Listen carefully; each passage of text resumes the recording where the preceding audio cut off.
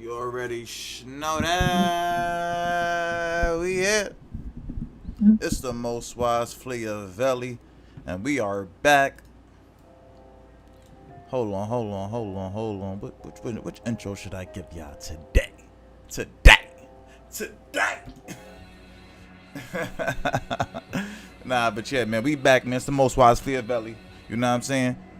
Black Renaissance podcast. And we got to talk about this one. It's a little crazy situation when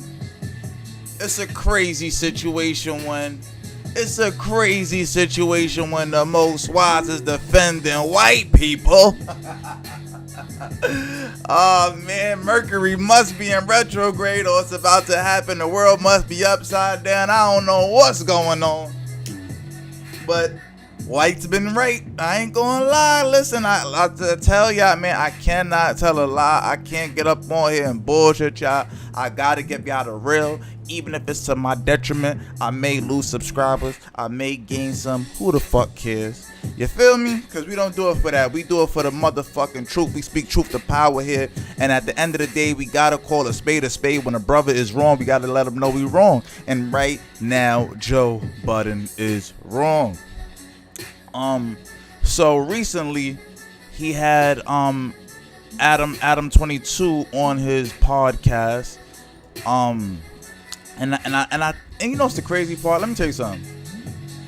Every time Joe was wrong, he hid behind a paywall. I think it's like episode 32 of my podcast, 29. I'm not even sure. I gotta check the back catalog. But I did a podcast where I said, you know, is Joe hiding behind a paywall, but between like, you know, him and the Rory situation and him or whatever. And you know, they have since like kind of fallen off the edge of the map or whatever the case may be.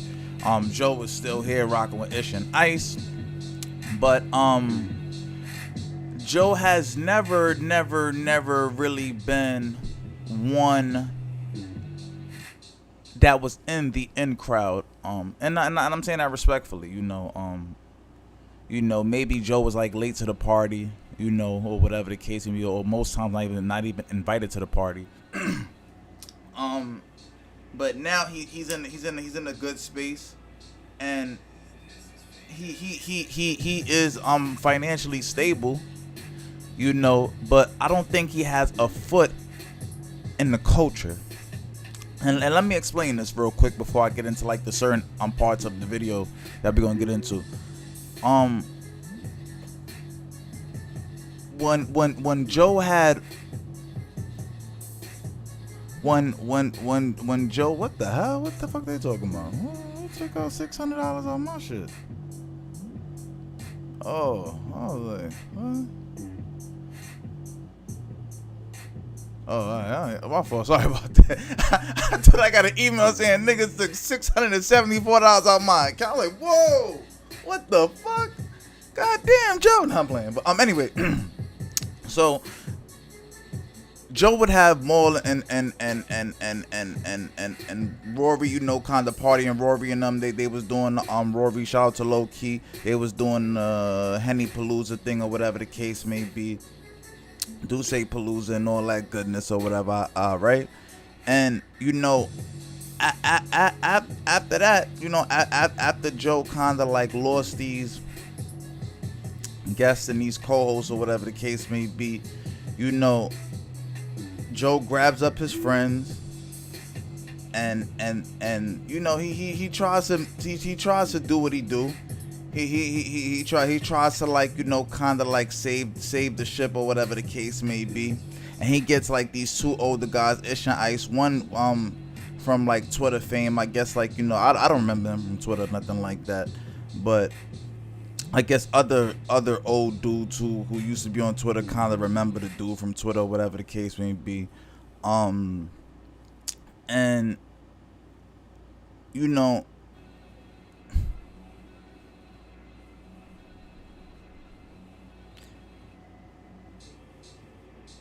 and yeah, there we go.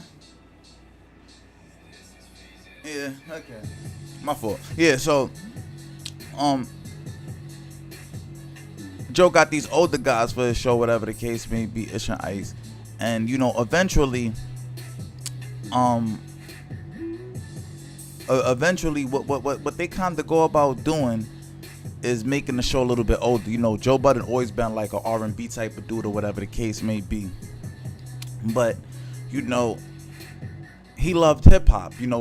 As most people do love hip hop. You know what I'm saying? Like hip hop, as in the culture of, like the old school music or whatever the case may be. But now, with this in 2022, hip hop has really become like this real kind of street culture type of thing, right? Hip hop is really is more or less just street culture monetized, right? And that may have scared off a couple of people, from the genre or whatever the case may be. Now, even though, shout out to my guy, you know what I'm saying? Let's look a little wild. But yeah. So, even though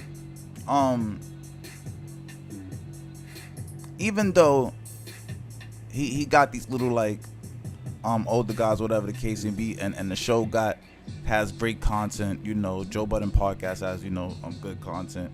It's a nice informational piece. Go there Wednesdays and Saturdays to get the latest news in hip hop, whatever. But they don't have a post on the culture. And what do I mean by that? Like, they like I said, prior, they don't have like a foot in the door. They don't have a foot in the culture. They're not like in the streets, as we would call it. They're not outside. And even though people think just going outside means you're outside. It's like, no, you're going to the right events. You're going to the right functions where everyone's at. You're in the midst of what's happening in the scene. You get what I'm trying to say? Where you have two eyes on what's going on, or you're directly like communicated with it. Now, unfortunately, people like Ice are scared of black culture, right? They're black, but they're scared of black culture. So they don't even want to kind of have those type of like street guys, no street elements in their vicinity. You know what I'm saying? Like, these are ladies men type of guys, the womanized. Those people in the hood. You know what I mean? They from the hood, but they don't be in the hood. They really want to be Euros and all that. And now they got this Euro coming around and kind of showing them up. And Adam has been dubbed the culture vulture in the center or whatever. But like 2-3 hours ago, I'm like, I don't really think that he, like, this may be one of the first white people that I don't really look at as a culture vulture.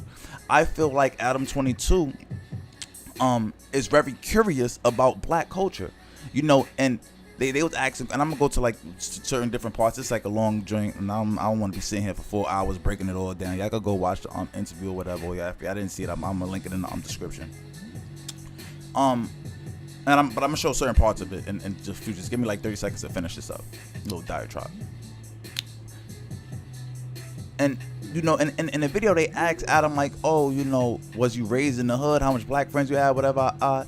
And I don't think maybe he did, maybe didn't. But I don't think he maybe had like a lot of black friends growing up, whatever the case may be.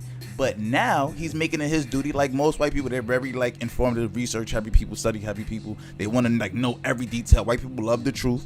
Unfortunately, some of our people, we like to tell ourselves lies, but they want the truth. They'll tell you the lie, but white people want the truth. They want to know what it is so they can tell you the bullshit. You feel me?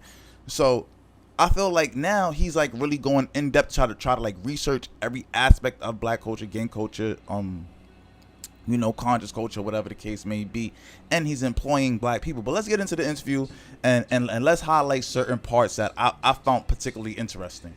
So I'm just gonna start at the rant. Matter of fact, oh shit, you know what? Let me start from this one part that really had me like. Let me shoot this video. I was gonna do this on Thursday, but let's get into it. Guys. So I said, why didn't you interview them? Well, because I can talk about shit without having to talk about it in a way.